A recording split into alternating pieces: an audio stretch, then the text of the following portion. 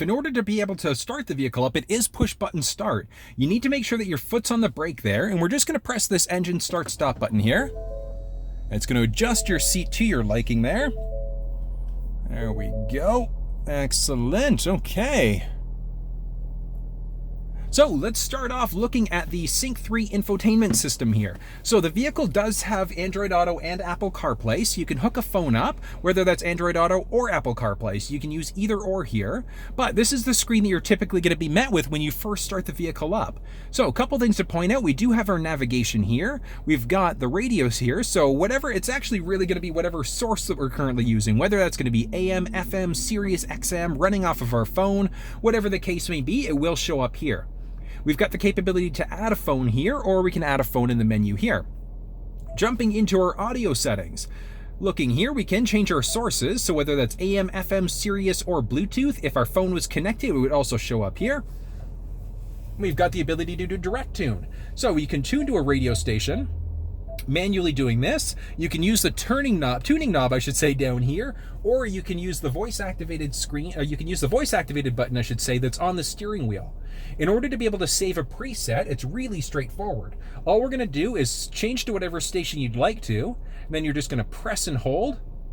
And then as you can see there, the preset's now been saved. So you do have the ability as a default to save up to 10 presets, but if you want to be able to save more, you're just going to go to settings, into radio, and we've got our preset pages here, so we can go up to 30 different presets. So we've updated it. It's going to take a second there to kick in.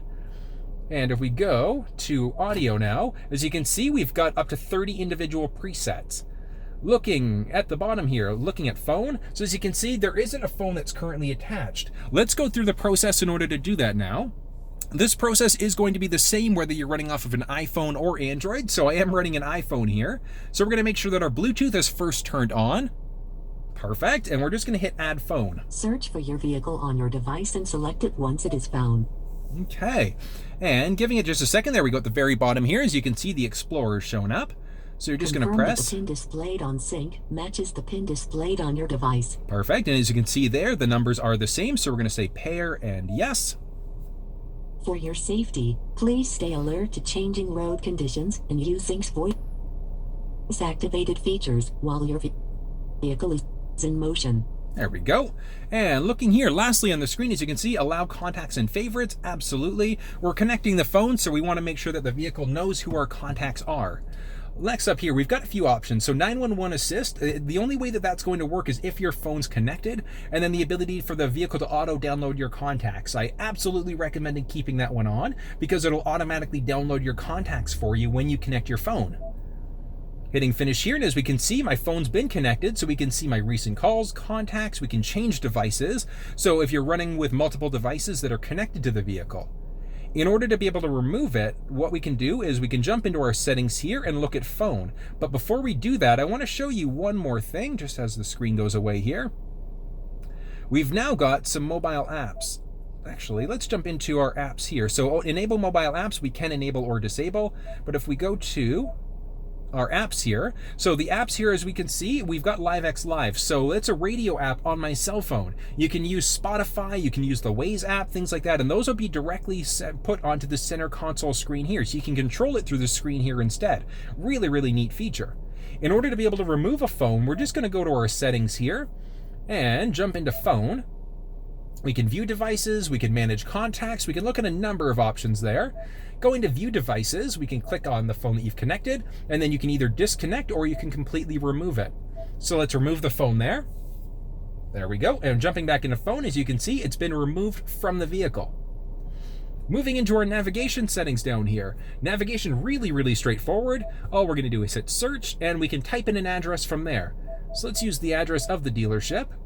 And what I'd recommend is start typing. Don't type the full address because it does auto-complete for you. We're just going to press that button there. Perfect. And now what we can do, we can either save it as a favorite by pressing this little star button, or we can start to begin the navigation. Obey traffic laws, be alert, and use voice commands while driving.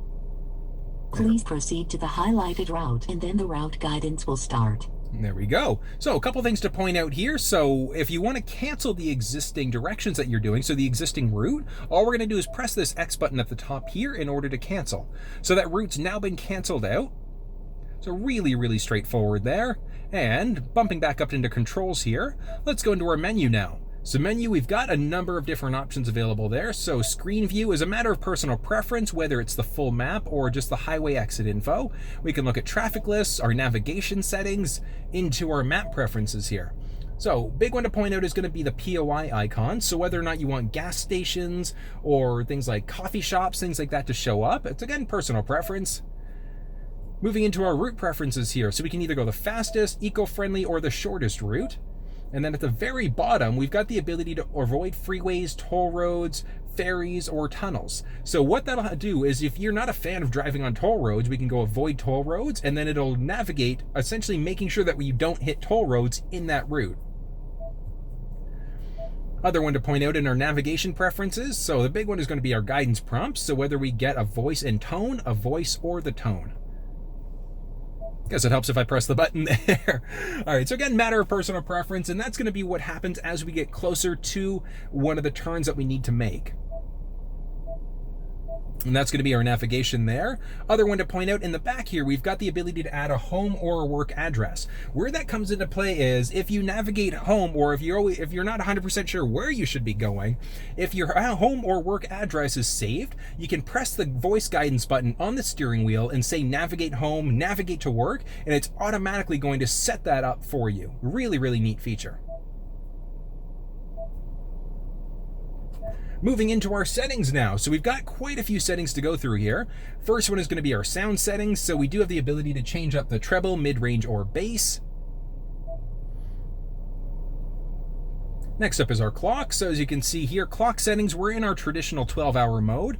If you have a preference to go into that military time, you can do that from here. We've got the ability now to do time zone update as well. So where that comes into play is if you're driving to the East Coast, to the West Coast, whatever the case may be, with the auto time zone update, it's automatically going to update the time zone for you, which is really, really neat. So if you're going to the East Coast, etc., it's automatically going to do that. So I do recommend, keep that setting on as a default, because it's really, really useful to do. Moving into Bluetooth here, so we can either turn Bluetooth off, completely. We can add a Bluetooth-enabled device from this screen here as well, whether that's another phone or a Bluetooth-enabled MP3 player. Moving into our phone, so that's where we would go in order to be able to add a phone in. Select it once it is found. There we go. Radio, fairly straightforward, so we can have that radio text showing, so what song is currently playing, or we can change our presets, so the number of pages that we've already gone through here. Next up, we've got our driver assistance settings, and this is where we get into a ton of different settings as well. So, big one to point out is going to be our cruise control. So we've either got normal, adaptive, or intelligent. Intelligent is going to be based off of the speed signs, so speed sign recognition, it's automatically going to adjust your speed as necessary. The adaptive one is the one that I do recommend, and the reason why is because it's automatically going to, it's essentially a stop and go. So you set your cruise control to your speed, let's say 110 on the highway. If the car in front of you slams on their brakes, or if they start to slow down, your car will automatically slow down. If they get out of the way or speed up, yours will pull back up to speed again. So it's one of those set it and forget it. You don't need to worry about constantly restarting your cruise control, or if you have a preference to go old school, you can do that here. Next up is going to be our lane keeping system. So the lane keeping system, you've got two options there, whether it's going to recenter you in your lane or it's going to give you a steering wheel shake. So the alert is exactly that. So as we start to veer over into a lane without signaling, it's going to shake the steering wheel a bit. The aid is going to recenter you and pull you back into your lane.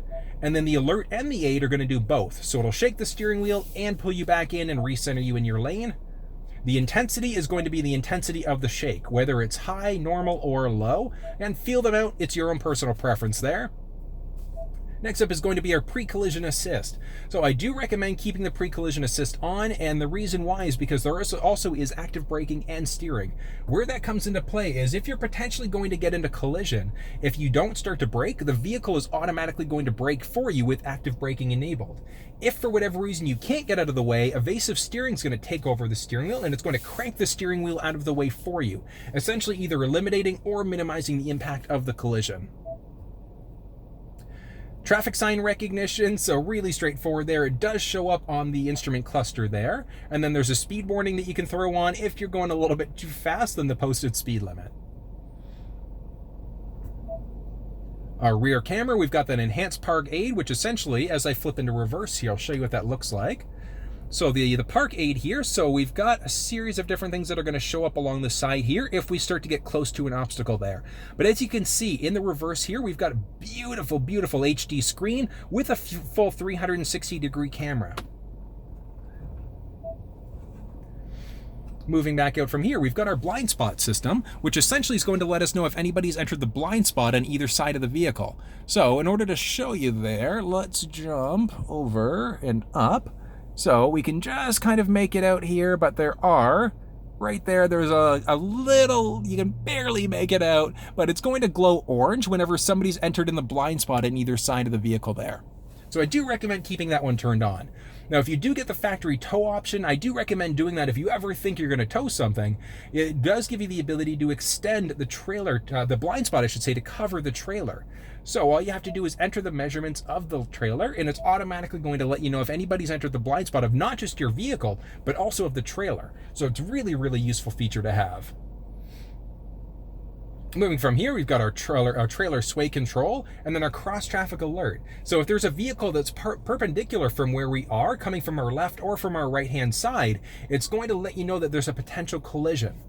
Last one is going to be our driver alert, which is tied into the lane keeping system. So if you veer over into another lane without signaling too many times, you will get an alert saying that you should probably rest. Next up, we're going to have some generic vehicle settings here. So we can choose how long we can idle the vehicle for. Easy entry exit is going to be whether or not the vehicle, what happens when, I should say, when you unlock the vehicle here. So the seat automatically going to adjust, which essentially means it's going to pull the seat back so that you can easily get inside of the vehicle. My Key gives you the ability to set up a key fob with certain limitations. So if you're giving the vehicle to the kids for the day, or you're playing a prank on your spouse, you can have it set up so that the vehicle can maybe only go past us, and it can't go faster than a certain mile per hour. Maybe you don't want them to go faster than 100 kilometers an hour. You've got the ability to do that by setting up an individual key. When it comes to the remote start setup, so we can either turn the remote start off completely or leave it on, and looking at what happens here. So with climate control, remote start the vehicle, is it automatically going to allow the vehicle to determine what the cabin temperature should be, or is it going to be based off of your last settings? Matter of personal preference there. Our seats and wheels, same idea. Is it going to adjust the seats and the wheel for you as we do that remote start? And then the last one is going to be the duration. So how long does the remote start last for? 5, 10, or 15 minutes? From here, we've got some options for our wipers. So our windows, I should say. So with the windows, we can do a remote open. Let's take a look and see how that looks. Using the key fob in order to remote roll the windows down is really straightforward. So taking a look at the fob here, all we're going to do is we're going to press and hold this unlock button. So we're going to press it 3 times. On the third press, we're going to hold. So 1, 2, and 3 and hold.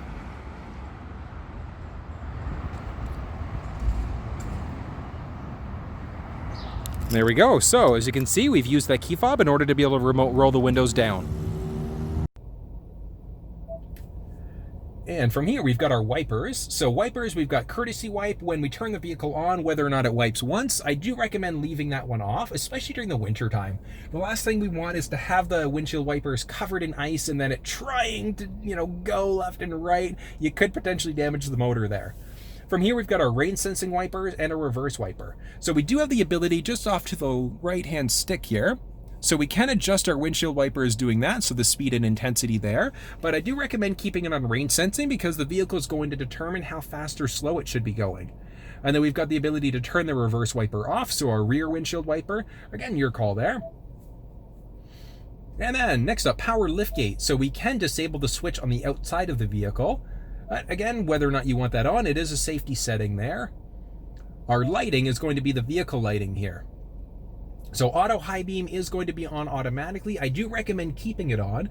Could we use the stick in order to be able to turn it on ourselves? Absolutely. But with auto high beam, it's automatically going to turn the high beams on or off, just depending on the time of day. So if you're driving in a dark setting, it's going to turn them on. If the vehicle senses an oncoming vehicle, it's automatically going to dim them and then turn them off. And a couple more to point out. We've got our locks next. So we've got our auto unlock. We've got the remote unlock as well. So when we unlock the vehicle, do all doors get unlocked, or is it just the driver's door that gets unlocked? And from here, we've got our mirrors. So when you lock the vehicle with auto fold enabled, it's automatically going to bring those side view mirrors in for you. And lastly, on the very bottom here, we've got our door keypad code. So you do have the ability to get into the vehicle without the key fob, and that's literally just going to be a button on this driver's side door. So a series of buttons there. There's a 5-digit factory code, and then you can add in other codes here. You can either add it in on the screen or outside on the actual keypad itself. Looking at Ford Pass Connect now. So the vehicle is enabled with the built-in modem. You do need a data plan in order to be able to use that. So you can connect up to 10 devices, which is really, really neat. From here, we've got some more general settings. So general settings, we can change our language, English, Spanish, or French. We can change our temperature, whether that's Celsius or Fahrenheit. There we go. Measurement units, liters per 100, miles per gallon. Again, personal preference there. Change our pressure, tire pressure units, the beep that we're getting here. So we can turn that one on or off as well, just by pressing this button here. As you can see, that beep is now gone. And the other one to point out here is going to be our reset. So our reset there, if for whatever reason the screen's giving you issues, or if you're selling the vehicle, do a master reset, get rid of all the settings there, and it's going to reset it to factory defaults. Okay, a couple of things to point out here. The vehicle does have a built-in modem, so you can connect through Wi-Fi at home as well. The benefit of doing that is that you can then turn on automatic updates, which means it's automatically going to update the vehicle settings for you. So I do recommend keeping that one on. It's a really, really straightforward process in order to be able to do that. Mobile apps, so you do have to be connected, and your phone has to be connected, I should say, in order for the mobile apps to work, whether that's done over Bluetooth or when you're physically connected through USB. Looking at the display now, a few options there. We can either turn the display off completely, press the button to turn it back on, or we can have a little bit more of a calming screen. So that calming screen there we go, as you can see. So it does take a little bit of the distraction away as you're driving. Button press again in order to jump back in. And let's get back into our settings there. Perfect. Okay, next up is going to be our voice control. So voice control, we've got a couple different options here. So the advanced mode essentially makes it so we don't get as many prompts in the vehicle as we go. I want you to listen to what that sounds like for a second here. Please say a command. Tune to 97.7. Tuning to FM 97.7. So as you can see, there was quite a little bit. We got that beginning message and that message afterwards letting us know that it's tuning. So if we turn the advanced mode on and do the same thing again, tune to 94.9. There we go. And if we look here, as you can see, it did change the station there, but it didn't give us as many messages. So I do recommend keeping that advanced mode on. Phone confirmation, when we make a phone call, it's going to confirm, letting us know if we're making that call. And then our voice command list is this list that comes up when we press the voice button on the steering wheel. Again, whether or not you want that to show up is a matter of personal preference. Jumping into our valet mode here. So valet mode essentially gives you the ability to lock the screen out by entering a 4-digit combination. So let's use something nice and difficult, 0000. Please don't use that as your combination, but as you can see here, the screen's now locked out. If we turn the car off and turn it back on again, that's still going to be there.